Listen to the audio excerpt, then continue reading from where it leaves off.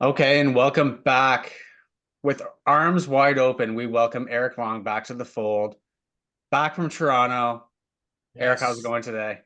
going well, as you pointed out. Yes, I was in Toronto for a little bit. It was one podcast, and I needed a vacation already. So I'll try to be here next week, but who knows? Maybe I'll take more time off because it's just too much, and I need a break from the grind, the podcast grind. Yeah, it might be a That's little that's overwhelming nice. this week. Craig, Mhm. how's it going today? I'm good. Tired. Had a nice long weekend. How about you guys? Oh, no complaints. Yeah, I already said. Well, I already said I was good, Craig. So you already asked and I've answered. Okay. All right. All How right. All dare you? right. If I can go back on vacation. Jeez. Eric's back for 5 seconds. We're already falling apart. The Dynasty podcast is crumbling as we speak. Sometimes I just don't have time for nonsense. You know? Gotcha. I'll skip the how are you next time. Thank you. I'll go skip right over that. Go straight to fuck you, Eric. You don't have to know how you don't have to know how I'm doing. All right, well, we'll skip over the Loaded. nonsense. We'll get right into it. Just some news and notes from training camps this week. Justin Herbert is in a walking boot for the next 2 weeks with plantar fasciitis. It's supposed to be a graduating injury, so he needs to graduate through this injury, apparently. It's going to keep him sidelined while he learns a new offense. Kind of a big setback. It's on his plant leg. I think this might be something that like kind of hampers him this entire season, although he's not really getting drafted in many fantasy leagues.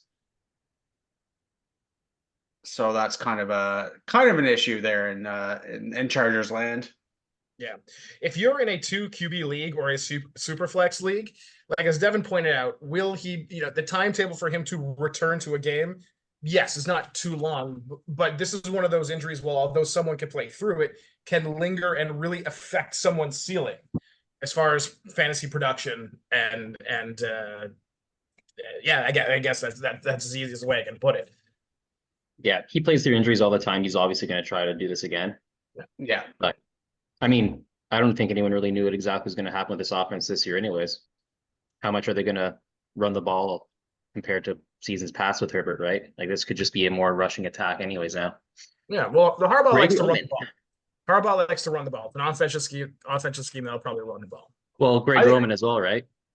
He was I think the OC for biggest San factor is Fran and Baltimore. Like, I think the biggest factor is both those guys like to have their quarterbacks be mobile and also have the option to run, which Justin Herbert is very capable of doing, but he has never been schemed to do so. no. Sorry, I'm very distracted by Eric's cat. So I think if Herbert's dealing with this all season and he can't step off that foot to like get away or run the things they want to run, I think that becomes a factor and like just even lowers his fantasy value even more. Yeah. Yeah, for sure. Even like as you pointed out, Devin, in one QB team leagues, probably don't have to worry about it too much. But if you're in a super flex or 2 QB league, yeah, there'd be I don't know, keep monitoring the news and about him Yeah. because it's not great. Yeah, he went from being like, ooh, a sneaky value to I'm just gonna stay away personally. Yeah. Other injury news, we had DeAndre Hopkins suffered a knee injury. He's supposed to be out up to 6 weeks, so 4 to 6 week injury on DeAndre Hopkins. Calvin Ridley is obviously the one who's going to benefit the most from that. I don't know if many people are very high on Hopkins in this Will Levis led offense. Puka Nacua, yeah, I'll take the silence as a no. Yeah. Puka Nacua, just this morning, he's now listed week to week with a knee injury, so that's pretty rough. Cooper Kupp seems to be back to full health, and the offense seems to be running through him. So I'm going to expect his ADP to rise like dramatically after this injury. I think a lot of people are going to start to lean towards Kupp and kind of dissuade Nacua. Don't know if that's actually something we should be doing, but I think that's the way the trends are going to go. Yeah, I don't know.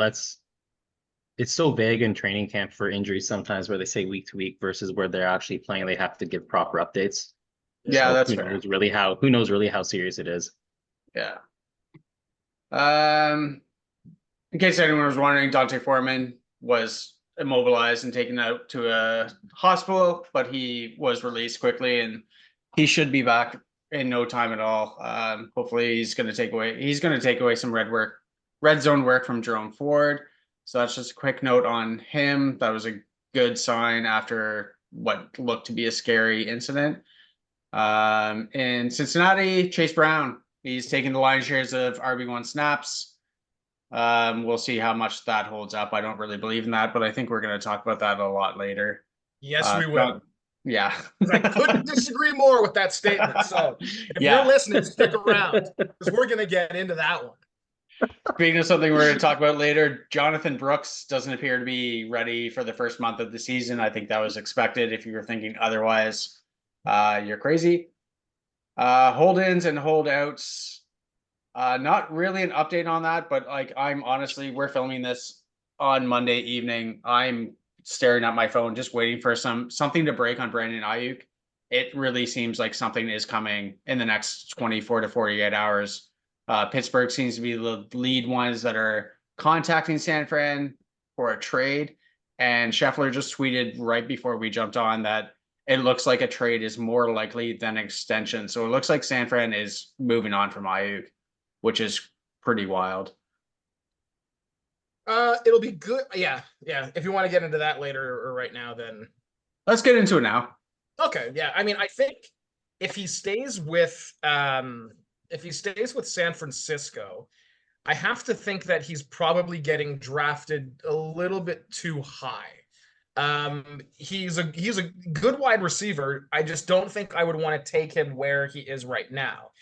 He had like the amount of the amount of catches he had on the targets that he did get was quite high, and I expect that to regress a little bit.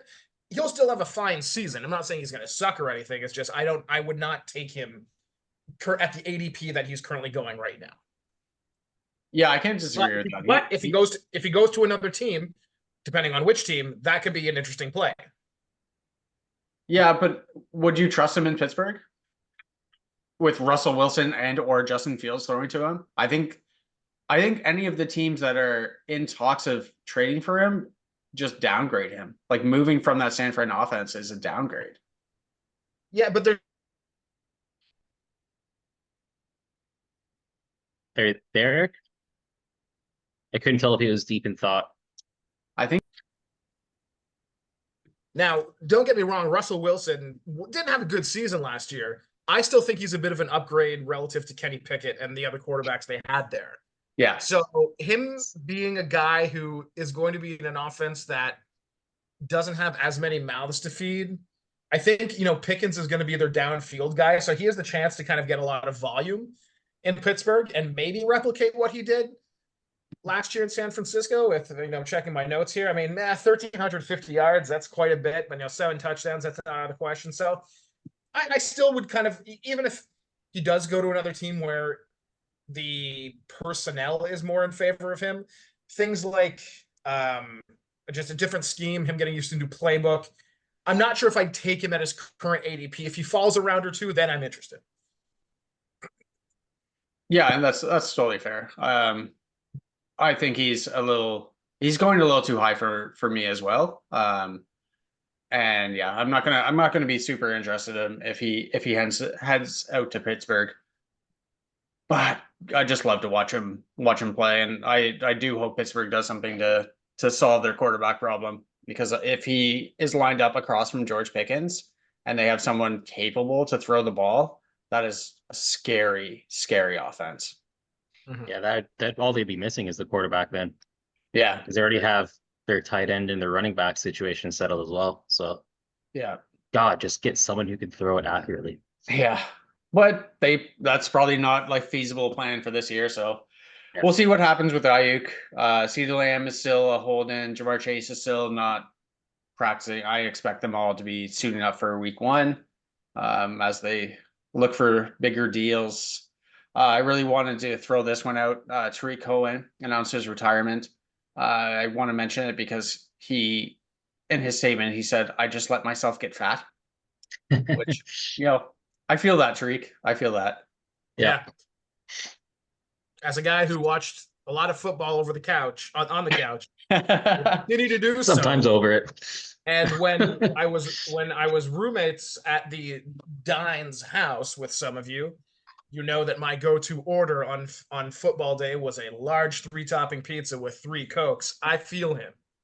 I feel Yeah, and we just had to watch football, and he's doing that, trying to come back and play. So Yeah. All right. So before we get into my terrible rankings of the running backs that I already want to change, I want to touch on the Madden rankings because I think they're super fun.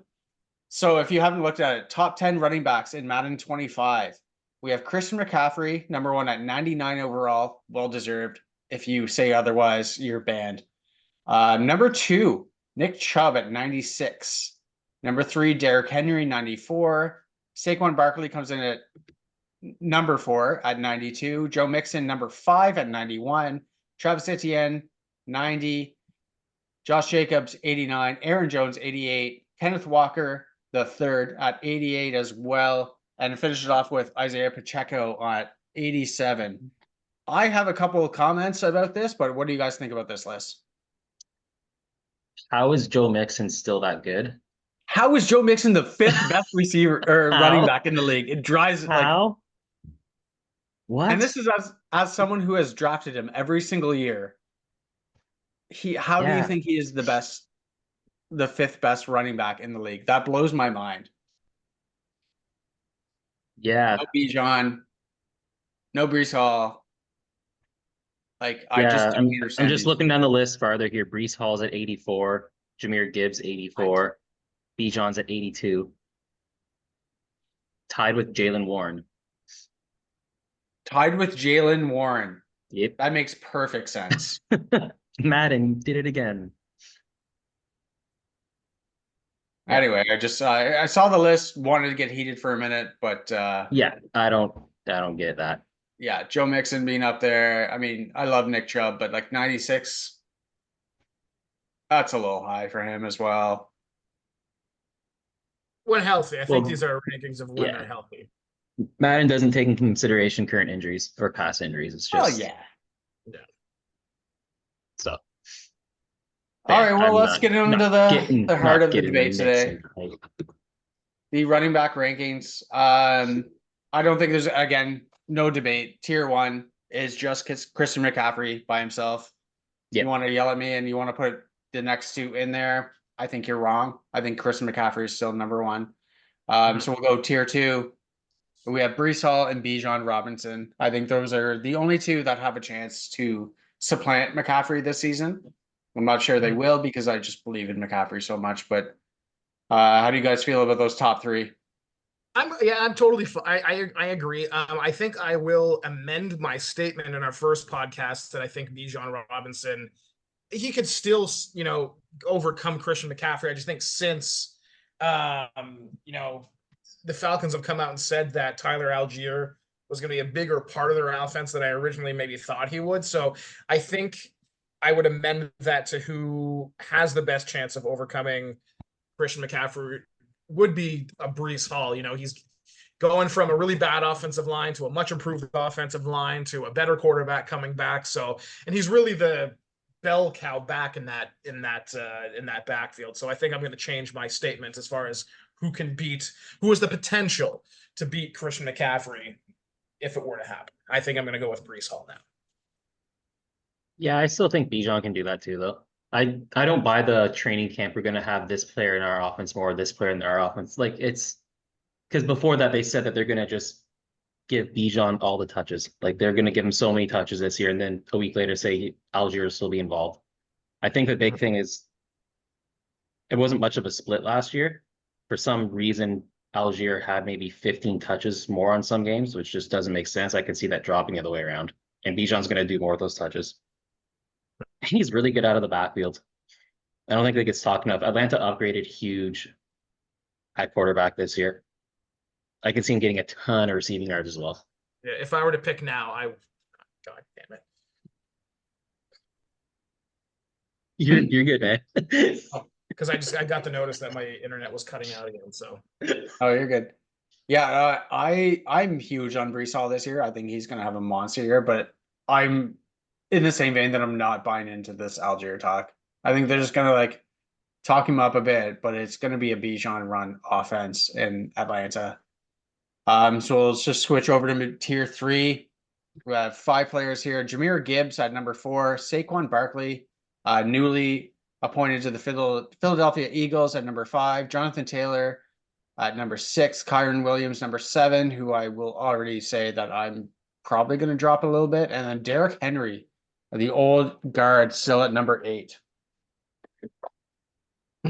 So, couple of old guys in here, couple of injury prone guys. It's a questionable tier, but I kind of stand behind what I put, except for Kyron Williams is not having the best offseason so far. Yeah, I think if I were, I some people might say that tier 3 is a little too high for Derrick Henry, but I would actually disagree. For any of the listeners who are thinking that, I think, he's going from a really bad offense to a really good offense where, linebackers are going to need to take an extra half second to diagnose who has the ball during a heavy option offense with Lamar Jackson, which will work well for Derrick Henry. And I think they're going to use him a lot in close to the goal line as opposed to having Lamar Jackson rush the ball. Any thoughts? No, I think his touchdown total is going to be insane this year. Honestly, I think he's going to be 15 to 18 touchdowns easily. I think he's just going to slam them in like with no problem. I wouldn't be shocked if he does 1,200 yards and 18 touchdowns. The only one I'm curious about, Jonathan Taylor. How much do you think he's going to miss out on some touchdowns with Richardson? That'd be my only concern with having him in this tier. Nah, I'm not too concerned. What I'm concerned about him is if he can stay healthy. He's kind of like I don't really know with him. I think tier 3 is a good tier to have him in because he could easily be a tier 2 or also a tier 4 or lower. Really, it's there's not much. I'm not very certain on where he's going to land. He could have a great season, or he could be kind of mid. So I don't know. But one player who I'm going to actually, if you want to ask me what player I would put, if I had to pick one player that I would vault into tier 2 if I had to, I think it might be Saquon Barkley. Yeah. And again, I know he's injury prone and he's had great seasons, he's had okay seasons, but the one thing that I think is going to really work in his favor is that he's never been on a team that has really has had the opportunity to run out the clock in the fourth quarter or at the end of the game. I feel that's a very good point. I feel like he could easily put up, an extra 10, 15 yards on his per game average just from that alone of him being in a game script that is going to favor a running game way more simply by being on a more winning team. And that will allow him to do that. Most people will also say, Jalen Hurts gets all the short yardage touchdowns with the tush push, but I forget. I think it was above 40, but I'm pretty sure DeAndre Swift got over 40 carries within the 5-yard line last year. So Saquon is a harder runner than he is. So I think if, let's say, he gets a similar snap share within the 5-yard line, he's going to pile on a few more touchdowns than Swift, instead of Swift getting them to the 2 or the 1, which then Jalen Hurts would just push him in. I think Saquon might score that touchdown and be really, really good. So if I were to pick somebody that could catapult from tier 3 to tier 2, I think it could be him. Yeah. And one more thing to add to that is, how often do you think he's faced a stacked box in New York where there's 8 guys there that he has to run even early on in the game compared to Philly, where has a wicked play action and just unreal weapons all around? Like, they're not going to be able to just say, this is the one guy anymore. Yep. So great point. even those first quarter, second quarter runs are going to be a little bit bigger as well. Yep. And I think the scheme that he's in, now that he has Kellen Moore as their offensive coordinator, is going to be even more of a reason to think that he could be a good fantasy producer, because I think last year Philadelphia was towards the bottom of the league in the sort of pace, the amount of plays being run in a game. A Kellen Moore-led offense has always been very fast-paced, lots of plays, getting to the line quickly and running those plays. So I think that might work in his favor as well. Yeah, I think Philly finished last season at 26 in the league. I could be wrong on that, but I think they're the bottom quarter of the league in pace per play. I think that everything is going to speed up. I think they're really going to increase the amount of motion, the pre-snap motion, because they were horrible at that last year. And all of that is just going to create more for that offense. I think that offense is going to have a good year. And Barkley is going to be a really big benefactor of it. Devin, what's his ADP right now? Do you have that on hand?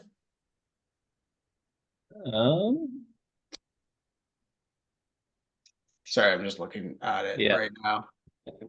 Nothing like trying to find stats in the middle of talking. Of a podcast. That's fine. We can edit this out.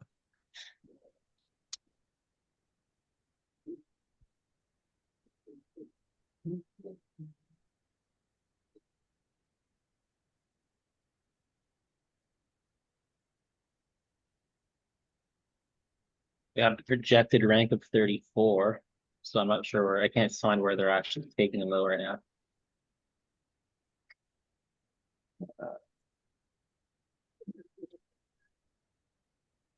So I usually use Fantasy Pros, and they just completely changed their website since I signed on, and I cannot Like get today. back to it. Like today, yeah. This Yeah. is super annoying.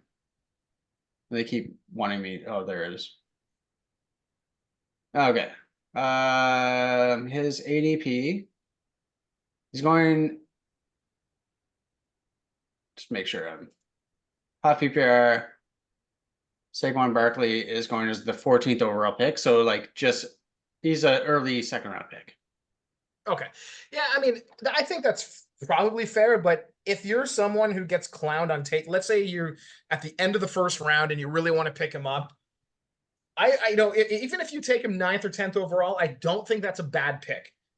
If you take him above that, then you might be reaching a bit, but maybe I'll get clowned on for saying this, but if I'm number 9 or number 10 overall, I might pick him up. I might pull the trigger in fear that he's not going to be there for me at pick number 16 or 17. Okay, well let's play the game then. You're sitting at number 9. Mhm. You have AJ Brown, Garrett Wilson, Saquon Barkley staring at you. Yeah, because like AJ Brown, or if I were here with the wide receiver conversation, I would have had nice things to say about AJ Brown. Do you know what? I might still go with Saquon Barkley because I like him that much, because there's a few wide receivers that are still going to be around that I kind of like, but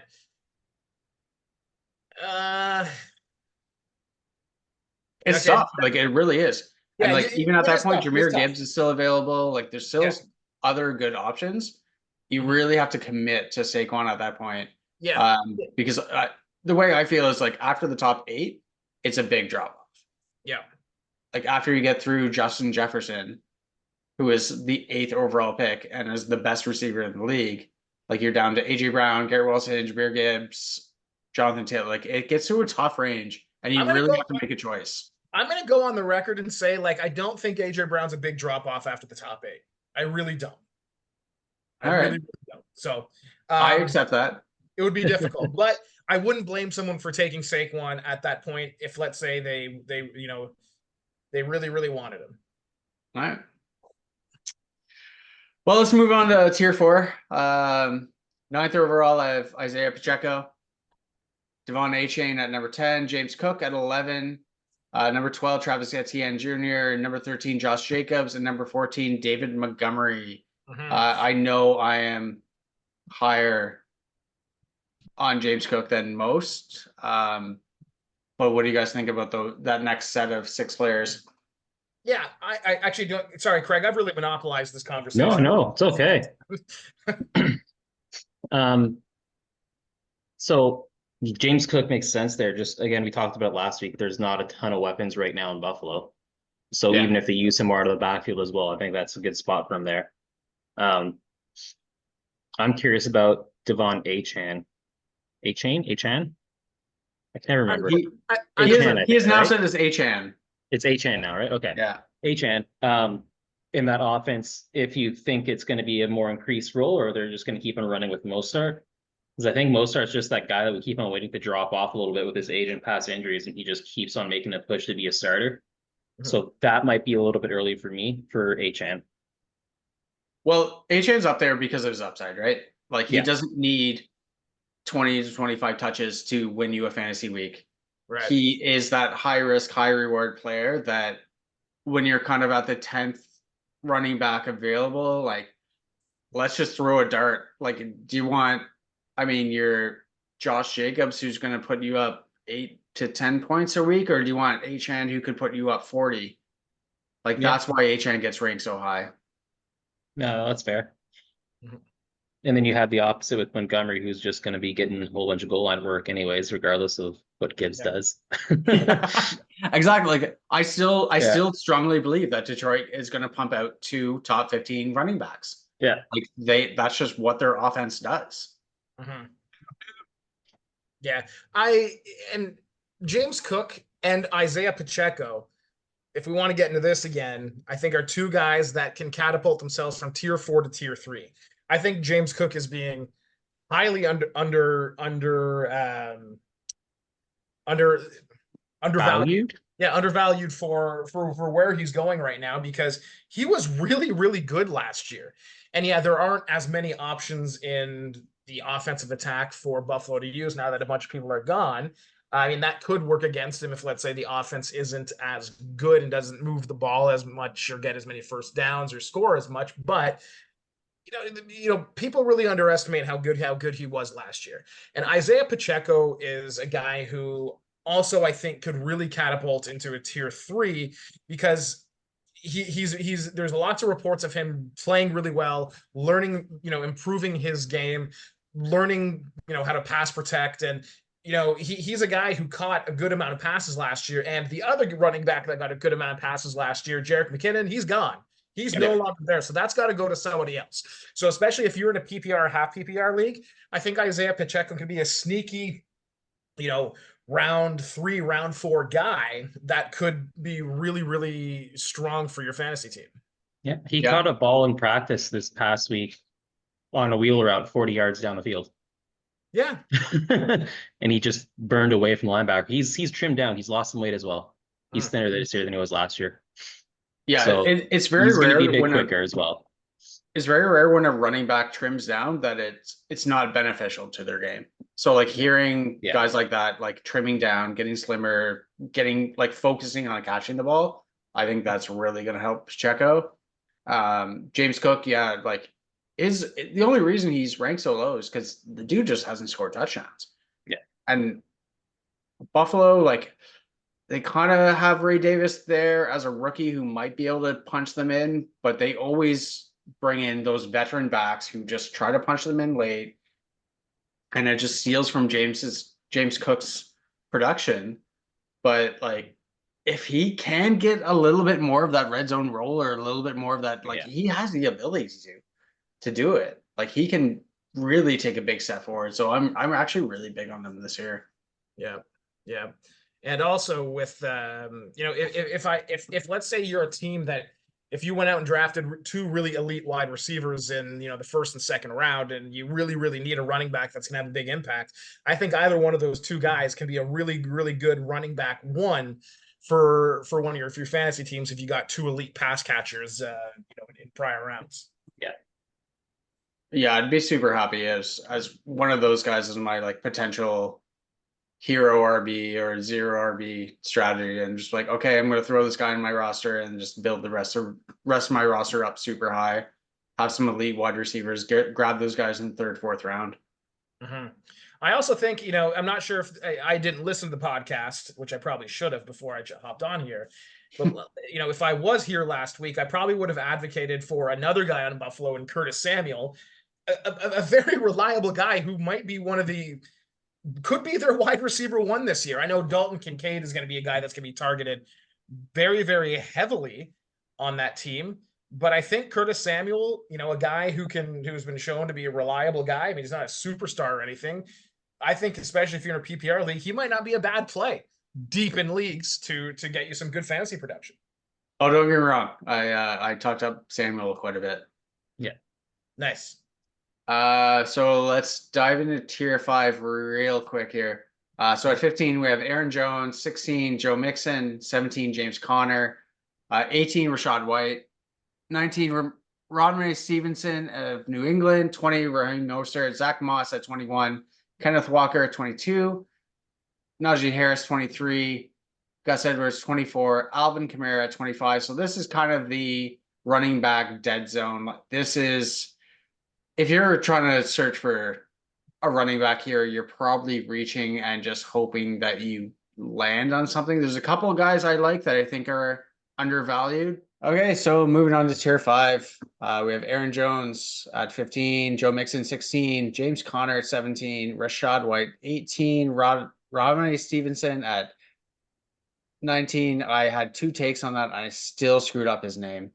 Raheem Mostert at 20, Zach Moss 21, Kenneth Walker 22, Najee Harris 23, 24, Gus Edwards, Alvin Kamara 25. Eric, you wanted to make sure we had enough time to get into this group, so dive in.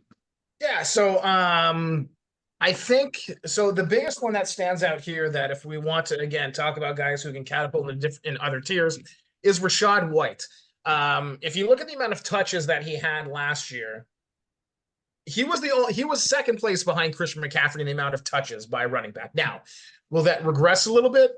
Maybe, probably, but it's still high enough of a volume that I think he has a lot of potential to bust out of tier 5, not up to tier 4, but maybe even to tier 3 of a running back. That might be that might be a little less likely than it is likely, but in the parameters of bold predictions that we like to make on the show, that might be one of them. I wouldn't be surprised if he takes, that kind of step. And they just drafted Bucky Irving out of Oregon, as to be part of their running back room. But this is a guy who is a undersized, not very athletic for his size as well. Like, he ran over a 4.5 at the combine. Really solid one.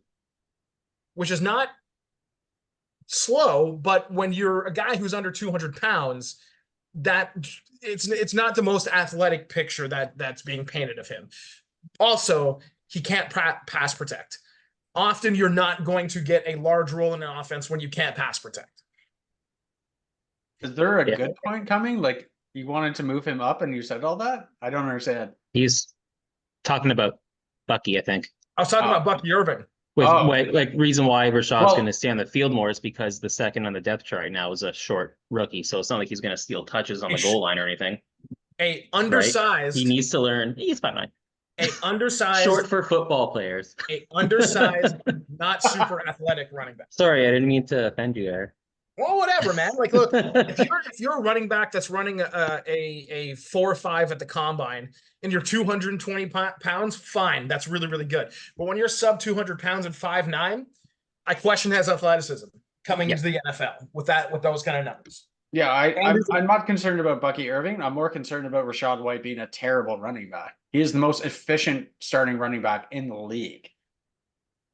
So I would rather bet that he drops down 2 tiers than bet that he's moving up 2 tiers, because I think that's absolutely insane.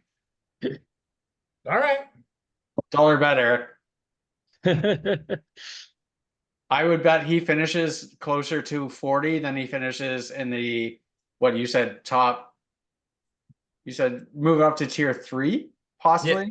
I'll give you tier 4. I said tier 4, and then, like, if he really exceeds expectations, tier 3. I didn't say tier 3 was a lock. I'll make a dollar bet with you that he finishes closer to the 40th overall running back than the 15th. The 40th overall running back? I have zero faith in him. Okay, so you are then betting that. So the over-under here is 20. So the over-under here is 27.5. So if he's 27th or above, I win. If he's 28th or below, then you win. Yeah. Okay, I'll take a dollar bet on that. Very good. Craig, write this down. Witnessed. Yeah. It's recorded. I don't need to write it. Someone else I'm big on drafting is Gus Edwards. I think he's going to punch in a lot of touchdowns for the Chargers this year. They don't really have much of an offense. Well, if Justin Herbert can't run, they don't really have much of an offense outside of it, and they don't really have a running back room. No. Eric is running notes that are distracting me. Zach Moss is a scrubby bitch, apparently. What? Is that what Eric just wrote to you?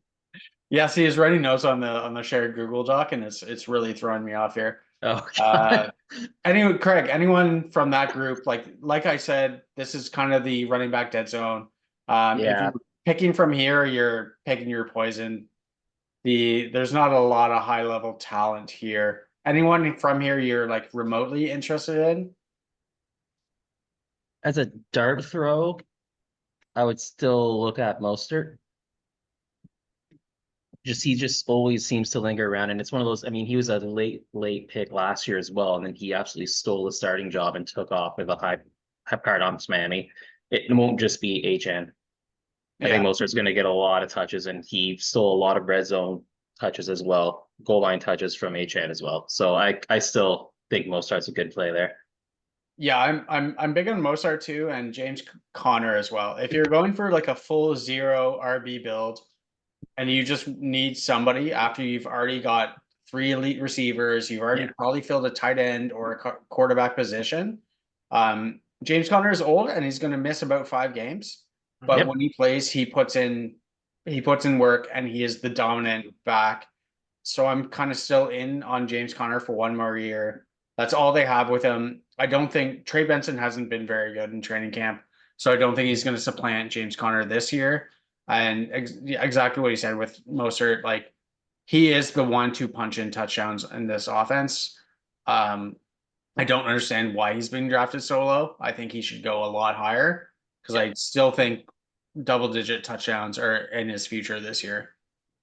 Yeah. I'm not going to knock Connor for this, but and we'll talk, and because I agree with you, he's probably I think he's missed games in almost every season he's played in. Everyone, yeah. Which is why, and maybe we'll get into this a little bit later, which is why I'm actually a little bit, if you want to get a deep sleeper in your league, Trey Benson might not be a bad idea, especially if you are in a keeper league or a dynasty league. Yeah. Because if he does start getting his footing, like he was a very, very good runner in college. Very, very good runner in college. So again, that may be for a later one. I wouldn't pick James Conner simply because he is very injury prone and simply because Rachaad White goes right after him and I'd pick him instead. Because you're a fool. Yeah. One guy from this list I would avoid, unless he drops a lot, would be Zach Moss. He's a guy who is just like, oh, you said he's your everyman running back. There's, he does the job. There's nothing too special about him. I just think that Chase, and again, we can get into this later, Chase Brown is much more explosive, much more athletic. I think if someone like Chase Brown can learn how to pass protect, he's going to see the field a lot more, and I can see him overtaking Zach Moss as the number 1 guy, which Devin has pointed out that, he's been taking a lot of the first practice snaps, which Devin thinks isn't going to last, but we can get into that later when we get down to his tier. Yeah, I mean, we might as well get into it now. I've Chase Brown way lower. Right. And frankly, when I readjust my tiers, those two are going to be a lot closer than what it is now. But at the same time, Chase Brown has all of 8 snaps in his career as a pass blocker. It's just not something he's done at the NFL level. And obviously they want to use him in that role now and see if that's a possibility. I think Zach Moss is a very good pass blocker. He's going to be on the field way more than Chase Brown. Chase Brown's like production per carry and catches per route run are going to be way higher than Zach Moss. I just think Zach Moss is going to be out there way, way, way more.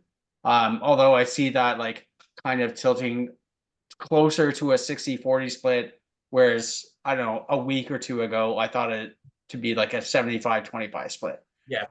So Zach Moss is going to drop. Chase Brown is going to go up, but I don't see either of them being someone I really want to target because it's just such an ambiguous backfield that I'm not interested in. I would be interested in targeting Chase Brown because he has the upside. He has the upside with him. And like you said, yeah, he has 8 snaps where he had the ability to pass protect, but if he can learn, which I think he can, I'm looking up his combine here. He was he had 25 reps on bench press, which was at the 88th percentile, almost top 10% for running backs. And he's super athletic. He's a guy with clearly good strength. So if they can get him to learn to pass protect well, he will probably see the field a lot more and finish at a much higher ADP than where he's going right now. So if I was in a scenario where I needed to pick between the two, I would absolutely go with Chase Brown because of his upside. I mean, at the ADP, yeah, I'm gonna leave Zach Moss and maybe take Chase Brown later, but I wouldn't be buying in either way. Sorry, Craig, I think I cut you off there. Oh no, I can't even remember what I was going to say. So no, all right, let's jump to tier 6 then. We're good. The top of tier 6. So we're at our 26 overall. So you're now looking at your RB3. Brian Robinson at 26, 27 is Zamir White, 28, Tony Pollard right behind him. I have Tajay Spears at 29. That's mostly because I can't figure out that situation yet. 30, Jalen Warren, 31, Jonathan Brooks, 32. Probably my least favorite back is DeAndre Swift. So a couple of interesting names here. Brian Robinson, Zamir White start off, and they're going to be there because of volume. I don't think they're like overly productive per carry. But Brian Robinson, I'm not worried about. Austin Eckler taking many carries from him. Zamir White seems to be the lead back in Las Vegas, but they're going to be playing catch up a lot. Tony Pollard, Tajay Spears battling out in Tennessee. Anyone you like in this category there, Craig? The only one I'd be considering here, I think, might be Jalen Warren, just because Najee seems to he goes through these lulls where he's just not very productive, has an injury. And it seems to be a lot of times when Pittsburgh needed the other offense going last year, Jalen Warren was the guy to kickstart them a little bit. Again, this isn't one of those things where you're just picking and inserting him as a starter right away. Yeah. Like I would keep him on the bench for sure. But there could be a time like last year where all of a sudden Jalen Warren's the guy for a stretch of 3, 4, or 5 games. Yeah. So that's the only one I would take. Couldn't agree more. I think maybe except for Jonathan Brooks, just to kind of stash, especially again if you're in a keeper and a As a dynasty. stash, yeah. So that if he gets healthy, to kind of like if we're talking about late rounds, you want a guy with upside. Jonathan Brooks could be it, but if you want a guy who could be almost immediately put in there, Jalen Warren, I like the upside that he has to maybe even potentially take over Najee Harris as the top back. They'll still split some carries, but I would not be surprised if at some point in the season he does surpass Najee Harris as their top back and most utilized back in that offense. Maybe the only other one would be Tajay Spears. I know him and Tony Pollard are right next to each other. For the price, I like Tajay Spears better than Tony Pollard. Although if I had to pick one out of this, I'd agree with Craig. I would go with Jalen Warren. Yeah, I think when you're getting to that point, if you're debating between the Titans, you try to take the flyer on Spears a little bit later. Yeah. And that kind of bumped him up my rankings. And I wanted to put Warren a lot higher, but I just think the way that Arthur Smith runs his offense, Najee Harris just fits into it way too well. So I don't think Warren is going to be able to take that lead role as much as like he is the better running back. He's more explosive. I think he's much more talented than Najee Harris, but I had a hard time bumping him up in these rankings just because of the Arthur Smith factor, because Arthur Smith just hates fantasy football, and that's what we're stuck with. All right, so tier 7 starts off with number 33, Zach Charbonnet, 34, Nick Chubb, 35, Trey Benson, 36, Devin Singletary, 37, Javonte Williams, 38, Jerome Ford, 39, Rico Dowdle.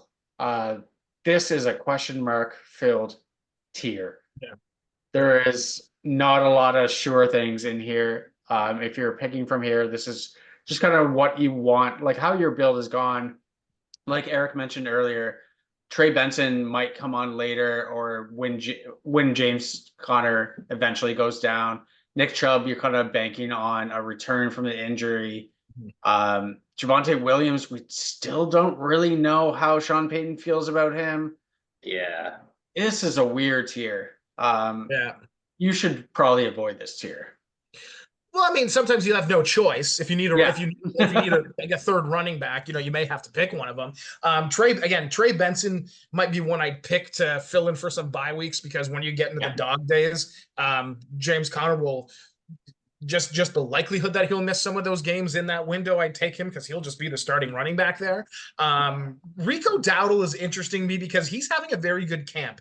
Yes. And, so he might be a guy that you could pick late and get some, if he's a guy who starts stealing more snap share from Ezekiel Elliott later in the year, maybe he's a guy that you could put in flex and could be a very strong flex player and winning some games. Yeah, I don't think you need to worry about snap share with Zeke there. They're just grasping the straw signing him again. He doesn't have much left in the tank at all. Yeah. So it's gonna end up being I mean, obviously, Devin, you think the same way, because I noticed that Zeke has not been on the list yet. I actually he's right under at 43. Yeah. But yeah, no, I think at the end of the day, Rico Dowdle, as of right now, the way the rosters are constructed, is the better pick over Zeke. Easily. Easily. For sure. And I 100%, if Chubb is there, I'm taking him. He's coming back. Yeah. He's done it before. He's doing it again. He's coming back. I'd be willing to take a flyer on Chubb simply because if I'm making my fantasy playoffs, he's going to be a guy who's going to be back by then and could really win the league for you. Yeah, that's what I mean. He's a guy that you can just, that I would basically draft my entire team. I wouldn't draft the defense, and then I would go immediately to my team once my draft is done, move him to IR, and then take the best available defense that's still available. I'm going to do the Devin Gallant strategy. That is the only strategy. Do not draft a defense or kicker. Just pick players that you can throw in your IR. And then still lose. But that is exactly how I would do it. I would take him, immediately toss him on IR once the draft is over, and then go pick up a defense. All right, so we reached the last tier. I'm not going to list them all off because there is a lot of junk. 32 players. Couple guys I want to mention. Marshawn Lloyd for the Green Bay Packers. I have it listed at 41. I think he's easily going to be their RB2 this year. I don't think A.J. Dillon is a factor. And Matt LaFleur loves to run running back by committee. Ty Chandler, 44, I have right ahead of Chase Brown, actually, which will probably change. But I think Chase Brown is also going to have a bigger role in Minnesota than we think. I don't think Josh Jacobs is all of that. I don't think he's going to dominate it. And then, Jaleel McLaughlin seems to be rising up draft boards because he's really good in shorts. Chuba Hubbard, if you go a 0 or a long-term RB strategy, pick up Chuba Hubbard. He's going to be starting for Carolina. He's going to get you reps. He's going to put up numbers until the rookie comes back.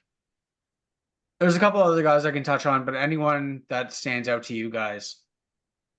Kamani Vidal.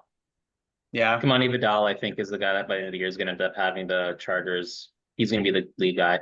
J.K. Dobbins and Gus Edwards have been injury prone, to say the least. To say the least. Yeah. That's an offense that's they're going to run the ball, especially if they're going to have issues with Herbert and planting and throwing properly as well. It's a great Roman offense. He's going to run. Yeah. So I go with the fresh young legs there and Kamani Vidal over the whatever's left of Gus Edwards and J.K. Dobbins. We already went over. We already went over Chase Brown and why I like him. Someone else, I might even just, if I'm in the final rounds of my league, I might go ahead and just, if he's not already picked up by the guy who has McCaffrey, I'd pick up Elijah Mitchell. Last year was the first year I think that McCaffrey, maybe he did have an injury that had him miss a couple quarters or not really the last game much time at all. But Christian McCaffrey does have it. There is an injury history there.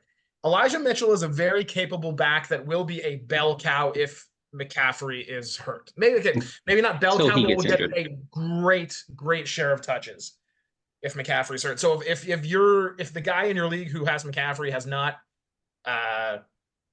picked him up as a handcuff, maybe not a bad idea as a guy who you're going to stash on your bench. And I also, can't say how off that bandwagon I am. I'm done trying to see it out of Elijah Mitchell. They talk him up every offseason, and then it comes to the point where McCaffrey's banged up and they can't put him in because he's not healthy himself. He's never been healthy. He's always banged up. I'm not getting behind that. I've been hurt too many times. I'm more into Isaiah Correndo. Yeah. all right. That was the other guy I was gonna say, the rookie, the speedster. Even more naturally would fit into that. I think receiving, stretch, zone, run plays that they run. The first year where I can say I'm out on Elijah Mitchell. Yeah. I'm going to say that I am out on Bucky Irving. I just pulled up his combine right now. The highest that he ranked as far as percentile relative to his peers in a category, which was at the 69th percentile, so not super high if that's your top one, was his hand size. All right? Okay. Ball security. His weight was in the 6th percentile, height in the 20th percentile, and his 40-yard dash was in the 53rd percentile. So slightly above average for 40-yard dash, but not very impressive if you're not a big back. So his vertical jump was 4th percentile, broad jump 26th percentile. So again, I'm at this moment in time on Monday, August 5th, am not sold at all on Bucky Irvin being a part of that offense, and therefore I would still go with Rashad White. I just want to clarify at no point did I argue that Bucky Irving was good. I just argued that Rashad White is bad and that he will not finish as a top 15 running back. I believe at no point did I say that Bucky Irving will be the one to take the job from him. I just think Rashad White is that bad that somebody will take the job from him. I believe you did say that Rashad White's not going to finish as a top 27.5 running back. Yes. Okay. And a half. Or wait, it was top 27.5 running back, right? I said he would finish closer to 40 than top 15. Okay, so you think he will. That's right. That was our bet at 27.5. Okay. At no point did I argue for Bucky Irving. I just want that on the record. Get you a Bucky Irving jersey. All right, so that's unless you guys have anything else to say about the end of the list, I think that wraps it up for running backs. On to the tight ends. So, tight end rankings, we'll dive into it. There's a big top tier for me in tight ends. I've been doing a lot of tight end, or I've been doing a lot of mock drafts, and I find if you don't get one of these top 4 guys, I end up being really sad at my team. Like they're just not good unless you have to wait until the very end and just steal a guy. I don't like the middle tier of tight ends this year, but the top tier: Sam Laporta at number 1, Travis Kelce at number 2, Trey McBride number 3, Mark Andrews number 4. I think if you don't get any of those guys, you're waiting until round 10 or 11 and picking someone. Laporta is up at number 1 for obvious reasons. Travis Kelce, we still don't think will ever die. Trey McBride is going to break out, and Mark Andrews is the most consistent fantasy producer per game. He just doesn't play a lot of games, so that's kind of an issue. When healthy, yeah. Yeah. So, thoughts on the top 4? Overall thoughts on the tight ends this year? I think Dalton Kincaid could, again, for reasons that he might be their number 1 pass catcher in Buffalo, could catapult himself to tier 1. But no, I'm fine with your rankings. I thought the same before I made my rankings. Then I looked into it and realized how actually unimpressive Kincaid was in his first year. So he had a good year statistically as a rookie, but he had an 8.8% explosive pass rate per target, which is amongst the worst amongst tight ends. Like he's there and he catches the ball and he doesn't really do much with it. So I don't really see how that translates into more catches being that more beneficial. Like, sure, he can go from 670 yards to 850. Like, I just don't see him taking that big of a jump unless he magically finds a way to break more tackles or be more explosive. Mhm. Sure. I just think he could take a step forward, rookie, sophomore year. Yeah, Better, I honestly, better scheme for him. I was surprised he got as many as catches that he did last year. I thought he was just mostly he just was so far down the list on their main targets that I'm shocked he actually got 73 receptions. Yeah. Like I think he's pushing closer to 100 this year for sure. And if that's the case, then I think you take the risk if you. I think there's a chance that he turns some of those into touchdowns as well. That's all. Like I just don't. I'm not a believer in the other receivers. He's the only big body guy that they have other than their other rookie, Keon Cole. I say other rookie. He's not a rookie, but Keon Coleman, right? Yeah. So it's got to go to someone. Josh Allen likes to sling it. Yeah, I mean, I don't want to hate on the guy because I do think he's a super, super talented tight end. I really do like him. I just in fantasy, if I miss out on the top four, I'm not targeting Dalton Kincaid because I think he's going too high. I see what you're saying. Okay. Yeah. So I'm just gonna leave him alone. I'll let someone else draft him, and they'll have a perfectly fine tight end season. I'm just gonna wait until the end of drafts and grab someone who I think has more upside. Since we have no debate at the first tier, second tier, we already talked about Dalton Kincaid at number 5, George Kittle number 6, Kyle Pitts number 7, Evan Ingram at number 8. So that's kind of getting into what's now becoming a tight end dead zone. There's not a lot of players who get drafted between the 6th and 7th round that end up being good in fantasy football. So this is kind of like a weird area. Like you're gonna get some solid production, but you just really limited upside. If I, was at this point where some of these guys are going and I'm like, I already have a few good players on my team and I'm like, I'm not really sure I want another wide receiver or running back at this point. I wouldn't mind taking Kyle Pitts simply because of the upside in the new offensive scheme and the new quarterback that he has. Simply because of that, I'm a buyer on Kyle Pitts this year, as per my bold prediction in our first podcast that him, Bijan, and Drake London were going to be, what was I say, top 4, top 5 at the respective positions by Oh the end. God. Top 4 seems weird number to throw out there, so I would assume you said 5. Okay, top, whatever. But I am that much of a buyer on Kyle Pitts. If this is the dead zone, I'd be taking him or Evan Ingram simply because Evan Ingram is going to be fed targets in a half PPR league. Yeah. Yeah, I think if I had to pick someone there, Kincaid for the volume, and same goes with Evan Ingram. I, yeah, there's not a ton of targets there right now either in Jacksonville, unless you're going with unproven rookie wide receiver, right?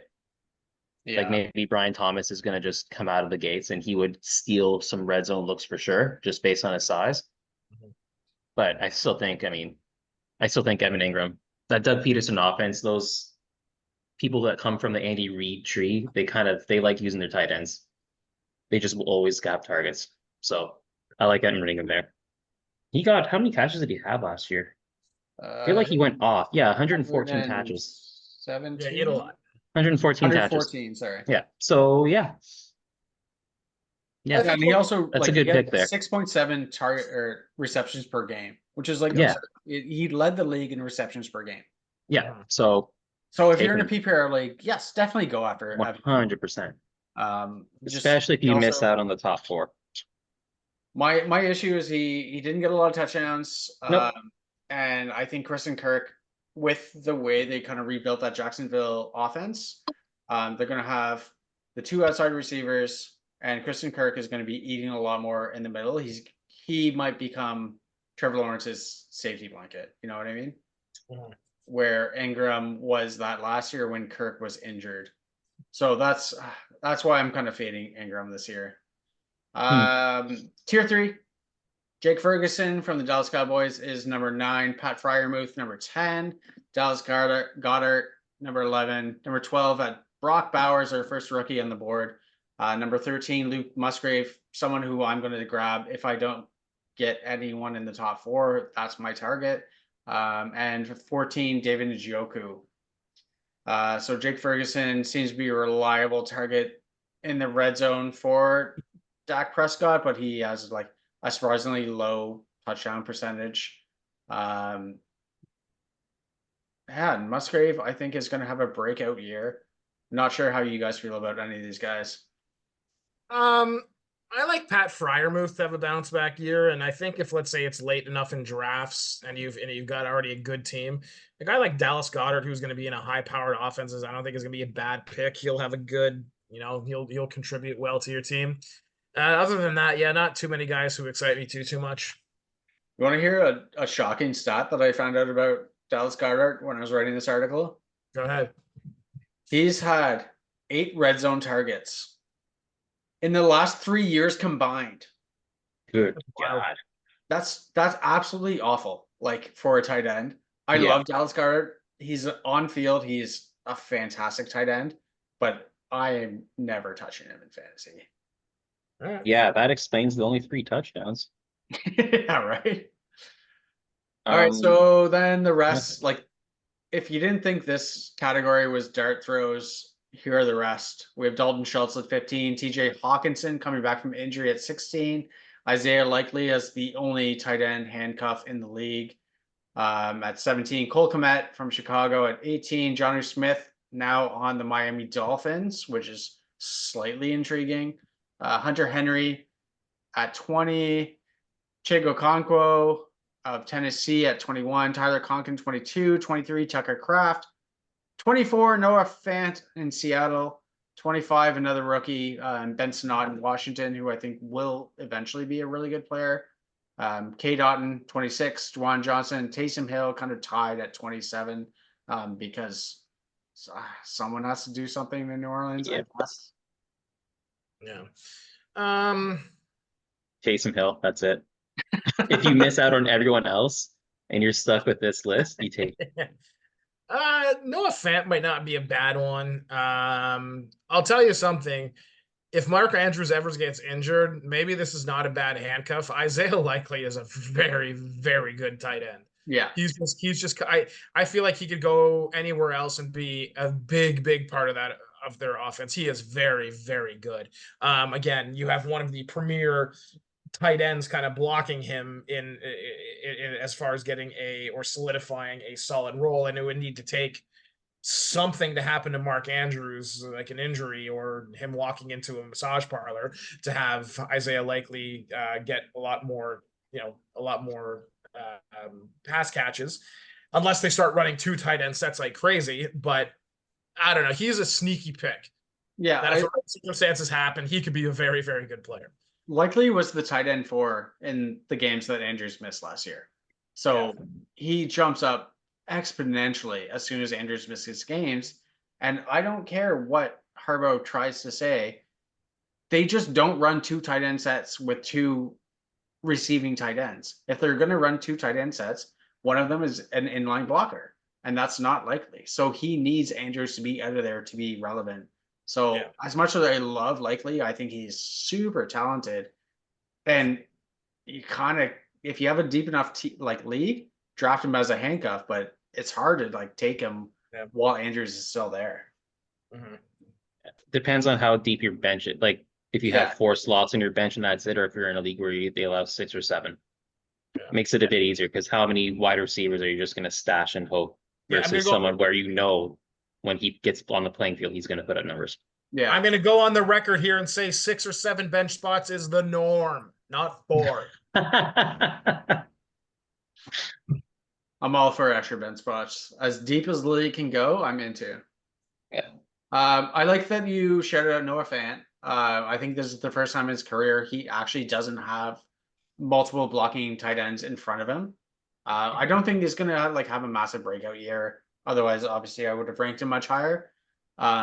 but I think he's going to have a pretty decent season. I think he's going to surprise a lot of people. I think he's going to be, toying that top 15 area this year as a tight end. So he's going to be a very viable streaming tight end option this year. So just keep an eye on him after your draft is done, and you're clicking on those waiver wire priorities. Just keep an eye on Noah Fant. Yep, I agree. Injury or bye weeks, he's not a bad guy to toss in there. Yeah. Well, guys, I think that's it. I think that's everything we needed to do today. Eric, where can they check out all of my written articles? Sorry? Where can they check out all of my written articles? At dinesportsmanagement.ca. We might make that website, but dinespressbox.com. Find all my written stuff where I go way too deep in this. Otherwise, just give us some big likes and 5-star reviews, because apparently that's all that matters. Thanks, everyone. See ya.